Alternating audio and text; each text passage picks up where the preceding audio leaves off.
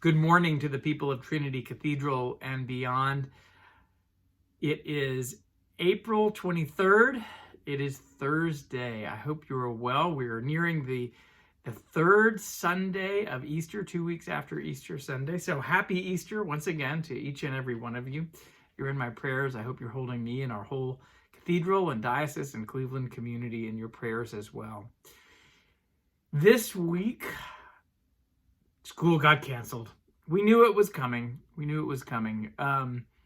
But for me, it was a little bit of a milestone.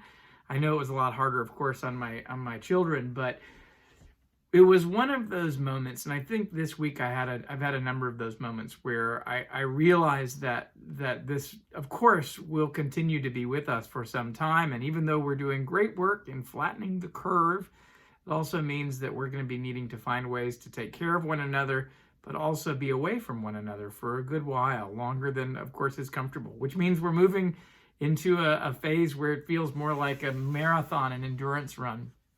So I'm thinking a lot about how we take care of ourselves and take care of one another in the midst of this. I came across something that Richard Rohr posted about something he had said several years ago. I remember him saying this, and he said it in a recording, and he said, you know what we need to do? We just need to tell churches to take a year or two off and teach them to pray. And that would have an incredible reforming, inspiring impact on our churches. But it would be a really hard thing to do because we're so hooked on being super active, super programmed. That's our life. And I remember, I think I heard it about 10 years ago, and I thought, yeah, that really sounds great. But of course, it wasn't, it didn't seem realistic. And I've yet to be in a church where that felt like the right thing to do. Well, I think the post that Father Rohr set out was, here we are. I didn't actually think this was going to happen, but that seems to be what's going on. Certainly, we'll have many months apart from one another. Yes, we continue to offer ways to connect and programming and formation, but suddenly prayer becomes the primary way that we're going to be the church together, and the way that we continue to grow as followers of God. So with that in mind, what does it mean to pray? Actually, I think his exact words were, the church needs to take a year off and just teach people to pray. Just teach people to pray.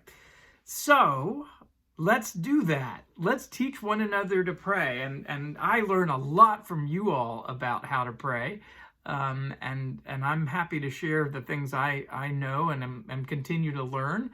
But what I was thinking about this morning is, when we get into these periods, I'll name this week as one where school was canceled, and suddenly we're having to realize this is going to be a little while. And how do we get down? We hit the doldrums.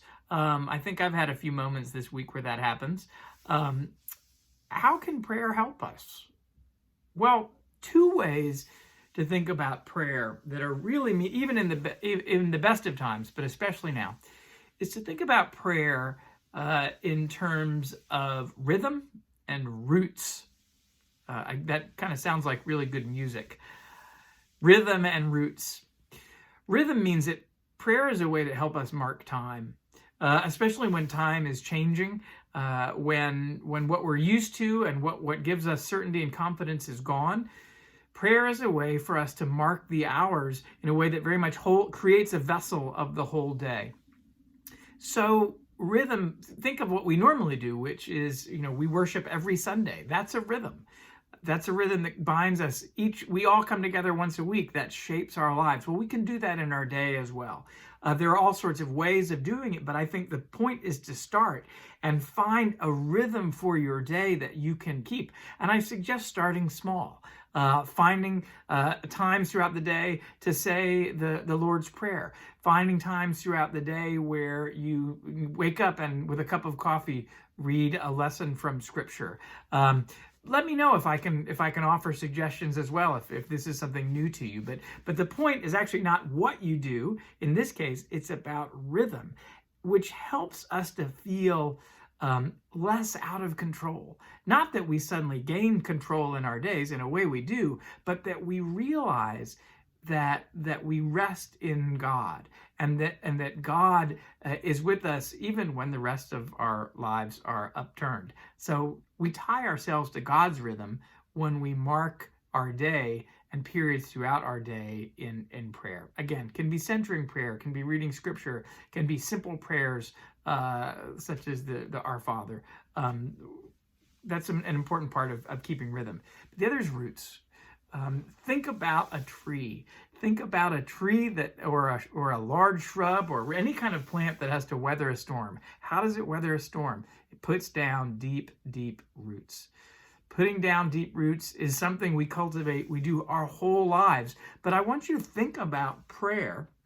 And this is why there are different ways of praying and different sources of nourishment for our spiritual lives, which is why I really think it's important to have a balance for me of centering prayer, but also more structured prayer from the daily office, and then just silence and walking among nature and giving thanks to God. These are all different sources of nourishment that allow my roots to get stronger. We think of roots as roots are things that need to be fed, and roots are things that connect to something.